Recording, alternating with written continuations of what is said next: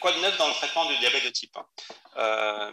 Il ne vous a pas échappé que 2021, c'est l'année du centenaire de la découverte de l'insuline. Je fais un petit rappel quand même parce que, puisqu'on va parler nouveauté, quel parcours a été fait depuis 1921? 2 décembre 1921, c'est la date où le premier être humain a reçu de l'insuline. Alors, il s'appelait Thomson, Leonard Thomson, mais c'est pas lui que vous voyez sur la photo. C'est une photo qui est très connue, qui est dans tous les textbooks, mais c'est pas lui. Bon, peu importe, c'est un patient qui avait à peu près cet état-là. Il avait 14 ans, Leonard Thomson, et cette photo illustre le fait qu'un enfant diabétique avant 1921, sa durée de vie était de moins de 3 ans. Donc, 1921, production d'insuline animale extractive. Leonard Thomson a reçu de l'insuline, vous savez, extraite par Banting et Best, les deux chercheurs canadiens qui ont eu le prix Nobel un peu plus tard en 1923. Rapidement, l'insuline animale a été d'autres origines, en particulier d'origine porcine. Et si on mettait quelques dates sur cette ligne en pointillé, qui rappelle, juste pour, avant de parler des nouveautés en 2021, je rappelle que l'insuline rapide a été utilisée uniquement sous cette forme-là, juste dans les années 70. La forme retard, la première forme d'insuline retard qu'on a tous utilisée, je crois, en tout cas les plus anciens qui sont présents ici aujourd'hui, c'est l'insuline NPH qui a été une insuline particulièrement, une insuline retard, la première insuline retard qui a été utilisée. Ça, c'est dans les années 70. Dans les années 80, on a pu, parce que la séquence d'acide aminé de la molécule d'insuline avait été en 1955, je crois, a pu être décryptée. On a pu produire de façon industrielle de l'insuline humaine. La structure de la molécule était identique à l'insuline humaine. Ce n'était plus de l'insuline animale, mais c'était une production, une synthèse chimique. Donc pendant des années, en tout cas jusque dans les années 80, l'insuline humaine synthétique a été utilisée. C'était un progrès, nettement, en termes absence de production d'anticorps, pureté des insulines, efficacité. Les années, alors là, on se rapproche des années plus modernes. Dans les années 80, là, on est à l'ère du génie génétique permettant la production toujours d'insuline humaine, c'est-à-dire la même structure à l'acide aminé près que l'insuline humaine naturelle, produite par recombinaison, c'est-à-dire qu'on a pu mettre le gène codant l'insuline humaine dans des bactéries et produire de l'insuline humaine dite recombinante. Donc, production industrielle d'insuline humaine recombinante à large échelle. C'est encore cette insuline-là qui est ce mode de production qui est utilisé aujourd'hui. Dans les années 90, on arrive bientôt à notre période actuelle, dans les années 90, et j'en parlerai un petit peu aujourd'hui. On est à l'ère, dans les années 90-2000, à l'ère de l'utilisation des analogues de l'insuline. Alors, les analogues de l'insuline, c'est aussi un progrès parce que c'est la molécule d'insuline humaine qui est modifiée. Elle est modifiée en substituant un ou deux acides aminés en particulier pour la rendre plus ou moins active. Donc, c'est les analogues rapides de l'insuline, puisque vous savez que l'insuline humaine, quand elle était dans sa forme naturelle, synthétisée avec deux chaînes, etc., sans modification d'acide aminé, elle avait la tendance à former des hexamères, d'où un retard d'action, un délai d'action très important. Ce qui se rappelle, c'est qu'on apprenait à nos diabétiques, on injectait de l'insuline rapide, il fallait attendre 20 minutes, une demi-heure avant de passer au repas. Donc les analogues rapides ont été produits en modifiant quelques acides aminés pour les rendre rapides ou ultra rapides comme action. C'est un progrès dans l'action, dans la qualité de vie, dans la souplesse des injections. Et en même temps, on a fait la même chose pour les insulines lentes, ce qu'on appelle des analogues lents, pour les rendre d'action encore plus prolongée, moins variable. Voilà tous ces progrès qui ont été effectués au cours du siècle dernier. C'était nécessaire de le rappeler. Évidemment, là aujourd'hui, je ne vous parlerai pas que d'insuline, d'autant plus qu'il va y avoir, je crois, un symposium juste après. Je vous parlerai assez peu d'insuline, mais l'insuline qui a progressé en tant que molécule thérapeutique au cours de ces 100 dernières années, elle est aussi accompagnée par des progrès technologiques qui, alors, eux, sont exponentiels, qui sont récents, et c'est tous les nouveaux modes d'administration de l'insuline, notamment les nouveaux stylos. Je vais vous parler quand même des nouveaux stylos, je ne vais pas vous parler que des pompes, et quelque chose qui est considéré, en tout cas, par les médecins, mais aussi par les patients, comme quelque chose de très attendu, un peu comme le Graal, c'est-à-dire le pancréas dit artificiel, c'est un mauvais terme, c'est-à-dire les pompes qui sont connectées et qui vont réguler la glycémie de façon autonome. C'est un petit peu ces différents outils que je vais développer, en tout cas les derniers à être utilisés. Je vous parlerai peu des études en développement, parce qu'on a beaucoup d'études qui se développent, mais on ne sait jamais trop quand seront les produits, quand seront comment dire, sur le marché les produits. Donc je vais parler vraiment des nouveautés qui sont déjà utilisées chez l'enfant. Les objectifs, je voulais faire un petit rappel avant de commencer.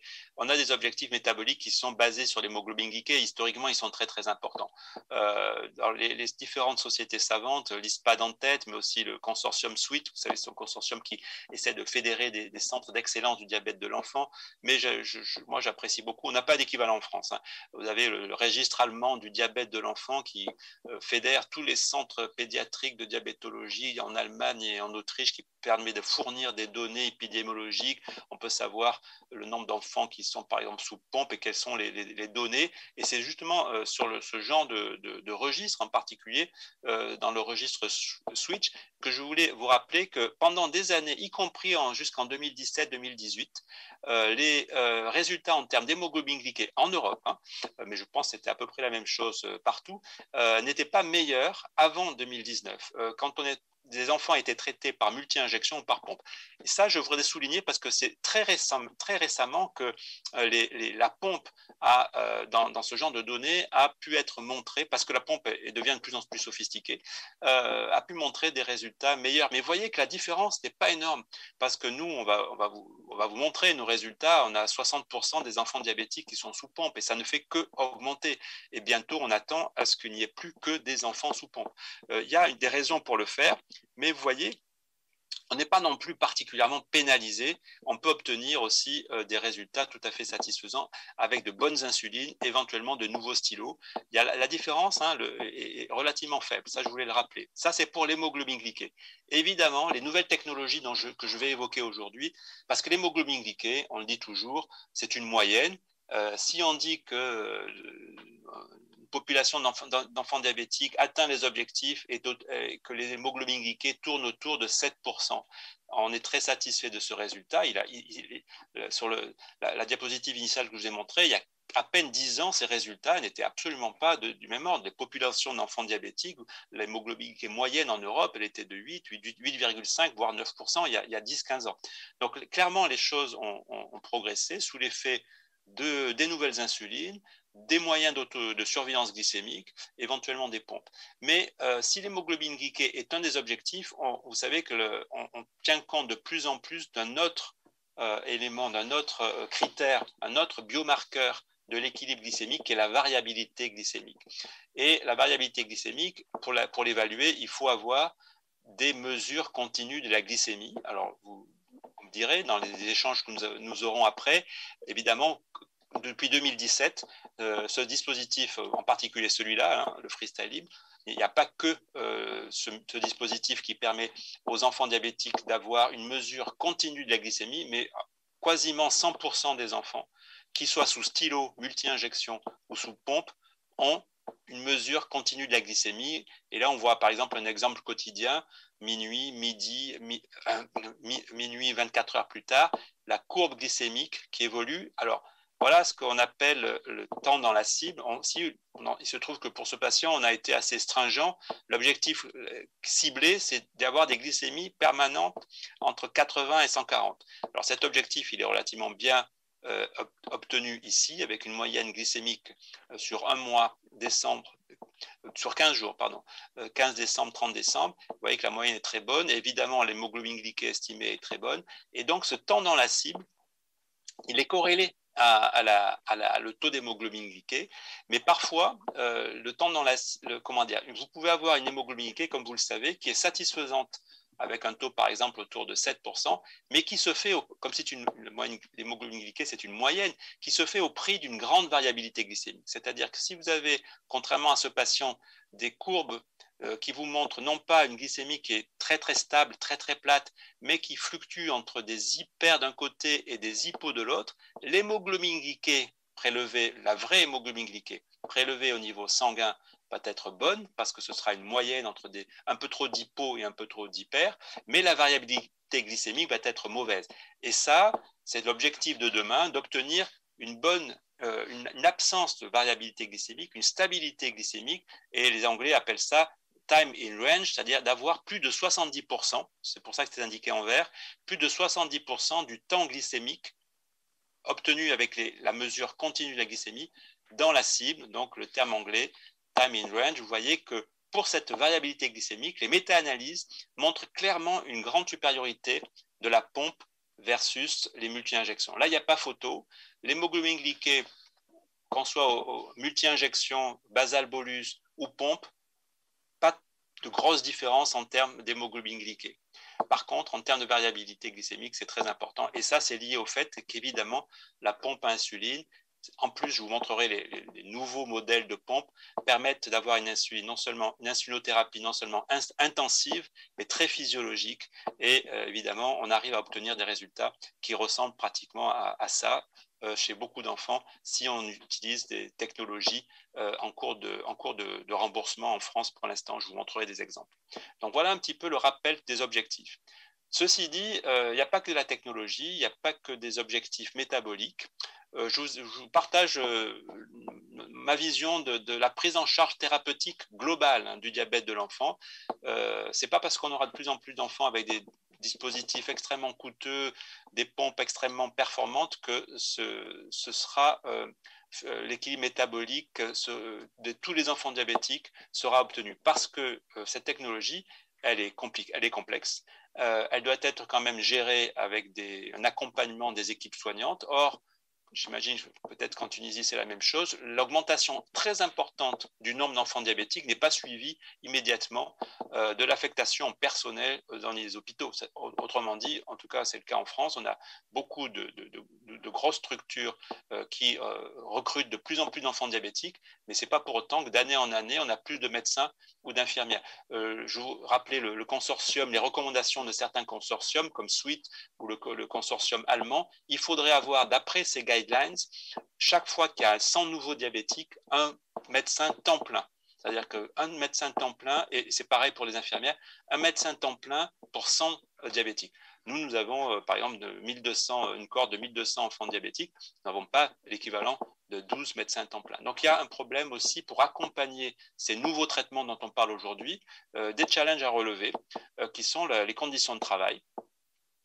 Des diabètes nouveaux traitements ou pas, la société, les enfants diabétiques sont le reflet de la société, donc on a des populations précaires, des diabètes que j'appelle à l'abandon, pour des raisons sociales ou familiales. Ces patients-là sont très difficiles à prendre en charge et il faudrait se mobiliser, avoir des moyens pour cela. Donc, je ferai une petite réflexion et on a plusieurs solutions. Enfin, à Lyon, je finirai par vous montrer la solution que nous avons choisie. Est-ce qu'il faut avoir des centres de référence? Vous savez qu'en France, on est assez fort pour certains centres de référence nationaux, c'est-à-dire que le ministère de la Santé finance, par exemple dans les maladies rares, c'est une caractéristique française, on a des centres de référence pour beaucoup de maladies rares, donc c'est vraiment une très très bonne chose, ça a permis de créer des centres labellisés, certes, mais avec les moyens humains, médecins, infirmières, etc. Ce n'est pas le cas du diabète de type 1. On a une épidémie, entre guillemets, de diabète de type 1 parce que l'épidémiologie du diabète de type 1 augmente en France, mais en Tunisie c'est pareil, et on n'a pas de création immédiate de centre de référence. C'est un problème de santé publique, le diabète de type 1, j'estime, qui n'est pas pour l'instant pris en compte par nos gouvernants vu la rapidité d'augmentation des nouveaux cas. On peut avoir donc réfléchir. Et je ne dis pas que la solution doit être globale à l'échelle d'un pays. Donc, suivant les centres, suivant les CHU, on peut avoir, pour résoudre ce problème, plus d'enfants diabétiques et une équipe soignante qui ne bouge pas, comment toujours apporter des soins de qualité il faut utiliser des moyens qui peuvent passer par des plateformes. Je vous montrerai la solution pour laquelle nous avons opté à Lyon. Il faut déléguer les tâches aux infirmières. Ça j'y crois beaucoup. C'est quelque chose qui existe au Canada, par exemple, beaucoup, pour prendre un exemple, qui existe très peu en France, c'est-à-dire que beaucoup non seulement l'éducation thérapeutique, mais les consultations devraient être pratiquées par les infirmières en diabétologie. En France, une infirmière n'a pas le droit de faire des consultations ni de prescrire. Et puis voilà, on peut avoir d'autres idées, prendre en charge à domicile, ce qu'on appelle des hospitalisations à domicile, des équipes mobiles. Mais moi, pareil, vous voyez, en France, on a une administration qui est assez rigide. Donc, aucune infirmière travaillant au sein de l'hôpital n'a le droit de se déplacer au domicile du patient. Voilà un petit peu la réflexion qui doit accompagner les nouveaux traitements, les nouvelles molécules. Les nouvelles molécules, les nouveaux traitements, je les ai divisés en 3 parties, si vous voulez bien. Je vais parler des insulines, enfin, l'insulinothérapie sans pompe. Et aujourd'hui, en 2021, je crois qu'il va y avoir un exposé après moi, les insulines se développent de façon, là aussi, très, très intéressante. On a des nouvelles insulines qui arrivent régulièrement. Et donc, ce qui est un peu moins connu, ce sont aussi les nouveaux stylos. Donc, je pense, quand je dis le patient qui n'a pas une pompe à insuline, pour moi, n'est pas un patient pauvre vis-à-vis du diabète. Hein. C'est-à-dire que le traitement par insuline sophistiqué, éventuellement des stylos qui le deviennent de plus en plus, c'est un très bon traitement. Et comme je l'ai rappelé tout à l'heure, en termes de résultats, on peut obtenir des résultats en termes d'hémoglobine glycée qui, à mon avis, sont complètement similaires. Le problème de la variabilité glycémique, c'est un autre problème. Donc, les nouvelles insulines avec les nouveaux silos, les pompes, et puis je parle très rapidement des traitements, la prévention du diabète de type 1 et la guérison du diabète de type 1. C'est un tableau qui est un peu rébarbatif parce que les choses sont écrites en petit, mais c'est ce que nous disposons dans notre service comme analogue de l'insuline. C'est pour ça que j'ai mis nouvelle entre parenthèses, parce que ça fait maintenant, et vous aussi, j'imagine, des années que nous utilisons des analogues de l'insuline. Je l'ai rappelé au début. Nous n'utilisons plus des insulines en dehors des analogues. Donc pour nous, ce n'est pas vraiment un nouveau traitement. Pour vous aussi, j'en parlerai peu. Peut-être que l'exposé suivant fera état du développement de tous ces analogues qui sont vraiment très intéressants. Il y a beaucoup de données qui montrent la supériorité en termes d'hémoglobine glyquée, d'hypoglycémie, des analogues par rapport à l'insuline non analogue. Quelques points de réflexion. Il y a le prix.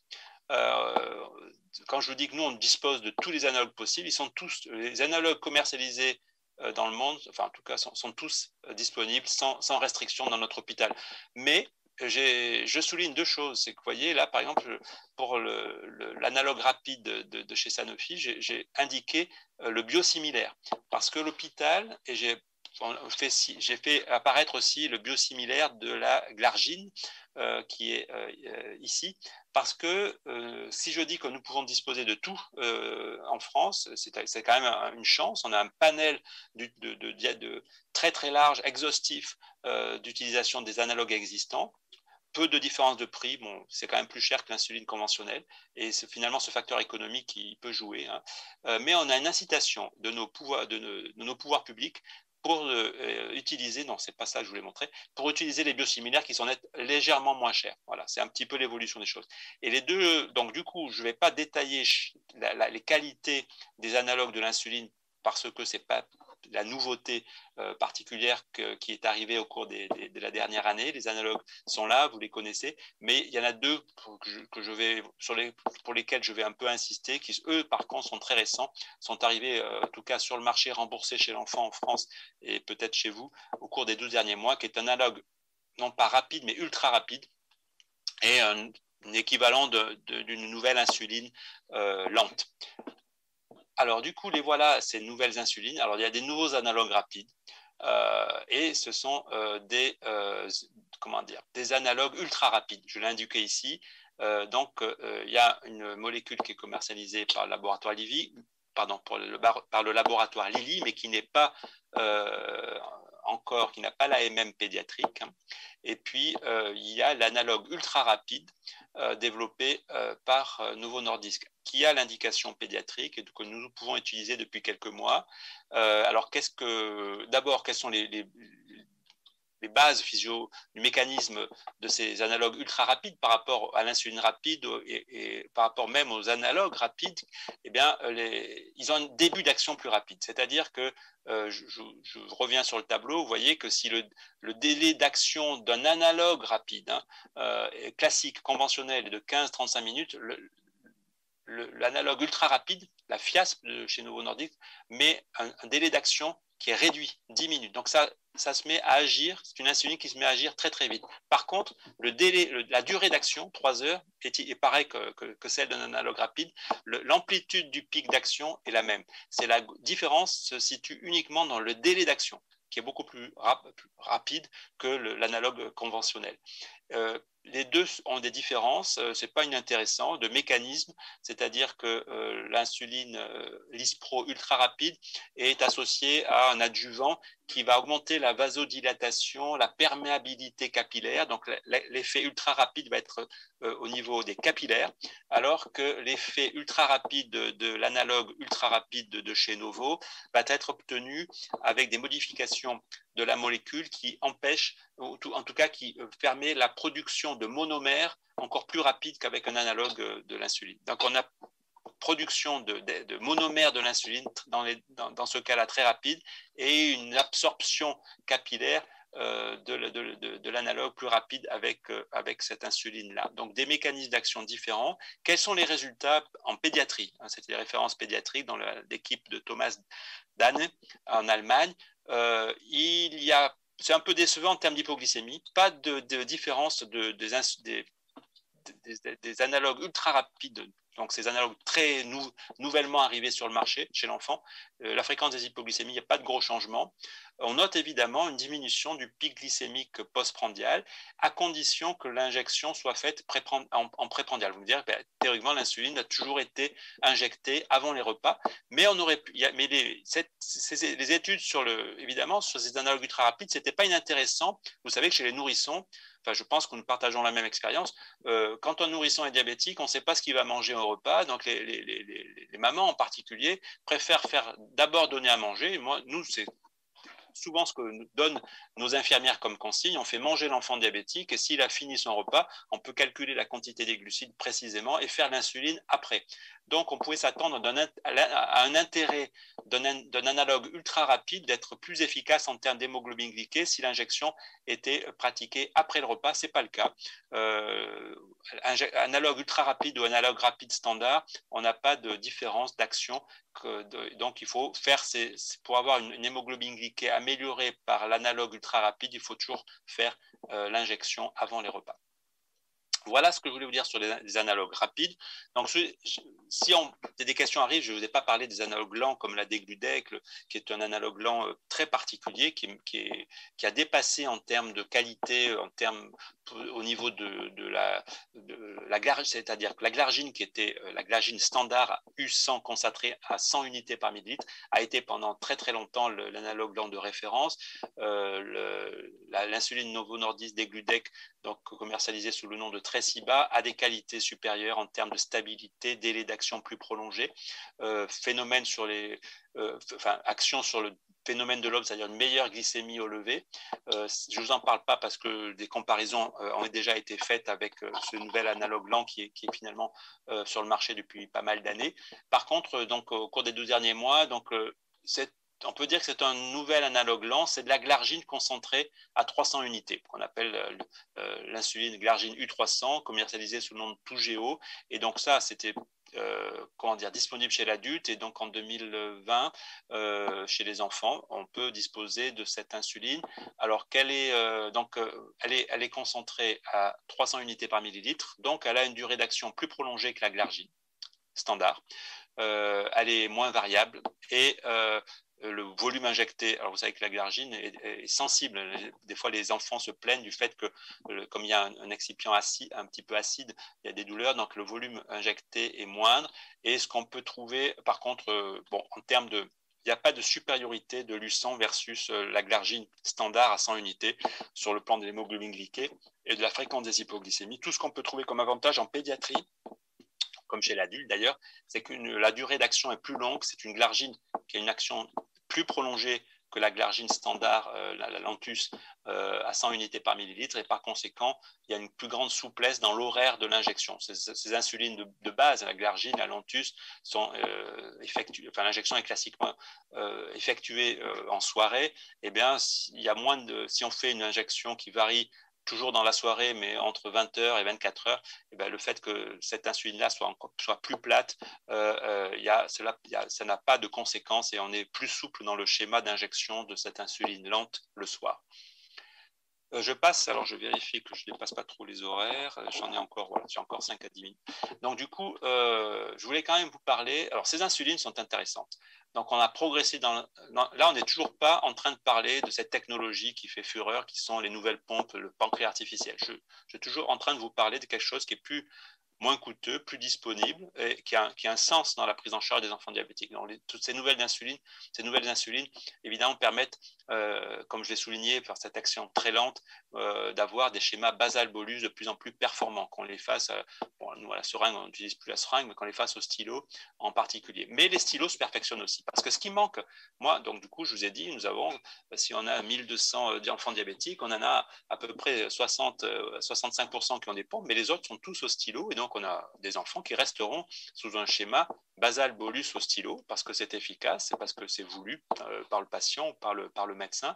Mais ce qui manque quand on suit ces patients, c'est les données d'injection. On verra dans les plaques suivantes l'intérêt quand on voit le patient à la consultation de discuter des données sur un écran où apparaissent en parallèle la lecture continue de la glycémie et les injections d'insuline. Et c'est là pour la décision thérapeutique du côté du médecin, mais aussi sur le côté éducatif, c'est-à-dire que tous les jours, l'enfant, la famille peut regarder une courbe de glycémie et voir en fonction de l'heure, en fonction du nombre d'unités, qu'est-ce que ça a fait sur la courbe de glycémie. Vous vous rendez compte du côté éducatif et c'est pour ça, moi je crois vraiment, accompagné avec évidemment une éducation thérapeutique de plus en plus intensive, c'est pour ça qu'à mon avis, l'hémoglobine glyquée s'est nettement améliorée au cours des dernières années et qu'elle continuera à s'améliorer parce qu'il y a une prise en charge du patient qui devient de moins en moins passif.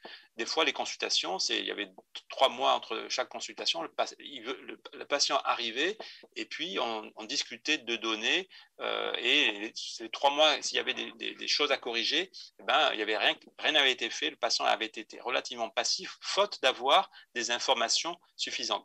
Donc du coup, ces données glycémiques continues, mise en parallèle des données d'injection d'insuline, elles sont possibles aujourd'hui avec un stylo. Comment on peut faire apparaître les injections d'insuline au stylo sur le téléphone portable en même temps que les données glycémiques? Parce que les stylos deviennent connectés. Alors, nous avons plusieurs stylos connectés qui apparaissent sur le marché. Je vous rassure, en France, on n'en a pas encore l'utilisation car le remboursement n'est pas encore obtenu, peut-être pour celui-ci. Et donc, comment illustrer moi, je crois beaucoup à l'intérêt d'un stylo à insuline connecté. Voilà comment je vais illustrer ce que je viens de vous dire. Ça, c'est un stylo connecté utilisé dans notre service avec une plateforme spécifique. Je reviendrai sur les plateformes. Le stylo connecté, vous avez montré, il y a 3 marques. Cette fois-ci, c'est la marque Diabnex qui commercialise cette plateforme. Une plateforme, c'est quoi? C'est un logiciel qui reçoit les données glycémiques continues. Donc là, il se trouve que le patient, comme je dis en France, c'est remboursé à 100% depuis 2017. Tous les patients ont un lecteur qu'on appelle le FreeStyle. Donc voilà ce qui se télécharge sur la fameuse plateforme, laquelle plateforme retransmet les données sur le téléphone du patient. Et les injections d'insuline faites avec un stylo Diabnex, c'est quoi? C'est-à-dire que le Diabnex, vous prenez un stylo Novo, Lilly ou Sanofi, peu importe, il y a un clip, c'est un dispositif qui se clip sur le stylo, quelle que soit la marque du stylo, et qui va enregistrer les injections à l'horaire précis et à la quantité d'unités précises. Vous les voyez là. Vous voyez, ce sont des données stockées, retransmises, téléchargées pour le patient sur son téléphone, pour le médecin à la consultation, en parallèle avec les données glycémiques. Et vous voyez le côté intéressant, le patient et le médecin peut dire, ben voilà, là tu t'es piqué j'en sais rien, moi, à 8 heures, l'injection du matin, là, on voit que le patient il a fait une injection de façon comment dire, exceptionnelle à 9 heures du matin parce que ses glycémies, etc. Et on voit apparaître en parallèle de l'évolution heure par heure de la glycémie, les injections faites au stylo qui permet aux patients, et après avec la relation patient-médecin, de discuter et de modifier les doses. C'est extrêmement enrichissant pour l'aide à la décision pour le patient, pour que le patient s'auto-enseigne sur son diabète, sur l'évolution de ses glycémies et comment, en faisant ces injections au stylo, il agit sur l'équilibre glycémique. C'est extrêmement important. Donc voilà une nouveauté que je voulais souligner. Moi, j'attends avec intérêt l'utilisation plus large de ces stylos connectés, que rien n'arrêtera, avec un coût beaucoup moins important que la pompe. La pompe, la voilà. Donc la pompe dont je vais vous parler aujourd'hui, c'est celle qui est la plus sophistiquée aujourd'hui, parce que c'est ça les nouvelles pompes. Nous avons des pompes qui sont disponibles et remboursées chez l'enfant depuis 22 ans. Et puis très récemment, il y a quelques mois à peine, nous avons ce qu'on appelle à disposition, mais dans le cadre d'études, parce que pas complètement remboursées, ce qu'on appelle des pompes à insuline à boucle fermée, hybride. Alors je m'explique, une pompe à boucle fermée, ça va être, je vais vous le montrer, une pompe qui va, en termes de débit de base entre les repas, agir sans intervention du patient en fonction des glycémies pour augmenter le débit de base ou le diminuer et maintenir cette fameuse courbe, cette variabilité glycémique pour maintenir la glycémie dans la cible de façon autonome. C'est une pompe qui est intelligente, qui reçoit les données glycémiques et qui va faire de l'insuline plus ou moins toute seule, sans demander d'intervention au niveau du patient. C'est ça la boucle fermée, c'est-à-dire qu'il y a si je suis en hypo, la pompe s'arrête, si je suis en hyper, la pompe pousse plus d'insuline, et donc évidemment, ça équilibre les glycémies entre les repas, 24/24, surtout la nuit, mais entre les repas dans la journée. Et pourquoi elle s'appelle? Donc c'est ça la boucle fermée. La boucle semi-fermée, c'était qu'on a aujourd'hui depuis quelques années, c'est qu'il y avait uniquement l'arrêt hypo. Donc là, je vous parlais de la pompe qu'attendent avec impatience les patients, parce qu'on l'a dit intelligente, on appelle ça un pancréas artificiel, mais je suis contre le terme de pancréas artificiel, c'est un peu excessif. Elle est à boucle fermée parce qu'elle gère les hypos, elle gère les hyper, elle est hybride. Qu'est-ce que ça veut dire? C'est-à-dire qu'elle ne gère pas les repas. Attention, la boucle fermée aujourd'hui, la pompe la plus sophistiquée sur le marché, ne gère pas les repas. Bientôt, elle sera le faire, on appellera ça une pompe à boucle fermée totalement automatisée, c'est-à-dire que l'enfant diabétique aura une pompe, il mangera, il ne mangera pas, il bougera, il dormira, il fera du sport, et tout ça sera géré de façon autonome par la pompe. Vous voyez un peu, c'est impressionnant. Et si on veut être, on va dire, avoir une pompe de plus en plus perfectionnée, le pancréas ne sécrète pas que de l'insuline, on peut imaginer que dans l'avenir, la pompe sera aussi bi-hormonale, elle administrera de l'insuline, mais aussi du glucagon. Mais aujourd'hui, la pompe dont je vais vous parler, qui est la nouvelle thérapeutique par pompe, la plus sophistiquée, c'est la pompe à boucle fermée. Et voilà les 3 modèles disponibles. Alors, il n'y a pas qu'en France, voilà, en pédiatrie, surtout chez les adultes. Vous avez 3 types de pompes sur le marché et nous pouvons en utiliser 2 sur 3 dans le cadre d'études. Donc, certains de nos patients ont soit la pompe Minimed, soit la pompe Tandem, soit la pompe... Alors, celle-ci, on ne l'a pas parce que c'est au-dessus de 18 ans. Vous voyez, il y a certaines pompes qui ne sont pas encore disponibles en pédiatrie. Est-ce que vous voulez que je vous les détaille? Quelle est la différence entre les 3? Bon, rapidement, ça, c'est une pompe avec une grande tubulure. Ça, c'est une pompe avec une grande tubulure. Ça, c'est une pompe patch, vous voyez, elle est toute petite, il n'y a pas de bouton, vous collez ça sur la peau, un peu comme la pompe Omnipod, et il y a une micro-tubulure. Et par contre, où sont les boutons? Tout est géré par le téléphone. C'est-à-dire que l'algorithme doit être téléchargé sur le téléphone du patient. Il n'y a pas de pompe particulière. D'accord? Et les deux là sont la mesure de la glycémie qui va envoyer les informations à la pompe pour qu'elle délivre à son tour l'insuline. Ces deux, la Tandem et la Diabeloop, utilisent la technologie de mesure continue de la glycémie qui s'appelle le Dexcom G6, qui ne demande aucun étalonnage. Je vous dis ça parce que les patients, vous voyez, en France, ce sont des enfants gâtés. Ils vont choisir la pompe qui permet de ne plus se piquer au bout du doigt parce que celle-ci, la Minimed, pour l'instant, la mesure continue de la glycémie demande au minimum 2 calibrages capillaires par jour. C'est-à-dire qu'il faut entrer une glycémie capillaire 2 fois par jour. Dans quelques mois, on aura pour la pompe Medtronic une absence de calibrage. Donc, vous voyez que bientôt, ces pompes-là seront très similaires. Elles le sont déjà. Il y a des petites nuances sur lesquelles je passe, mais je pourrais répondre à vos questions. Donc, voilà une technologie très sophistiquée et voilà le résultat. Voilà le schéma de l'intérêt de ces pompes.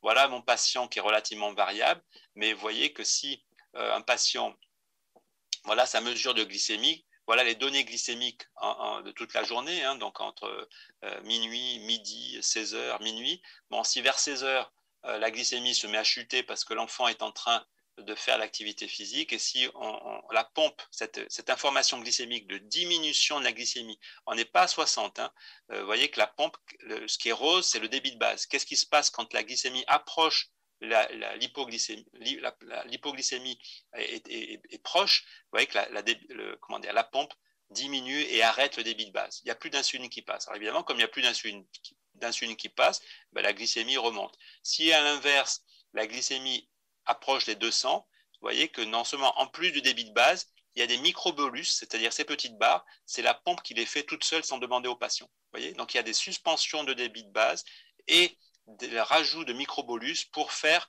en sorte que la glycémie, quand elle diminue pas trop, et quand elle monte pas trop. Et au total, vous allez voir qu'on arrive à maintenir des courbes continues de la glycémie 24 heures sur 24 dans des cibles qu'on n'a jamais pu obtenir. Voilà un exemple. Alors évidemment, je vous l'ai sélectionné, mais vous voyez que c'est un patient qui est très sérieux.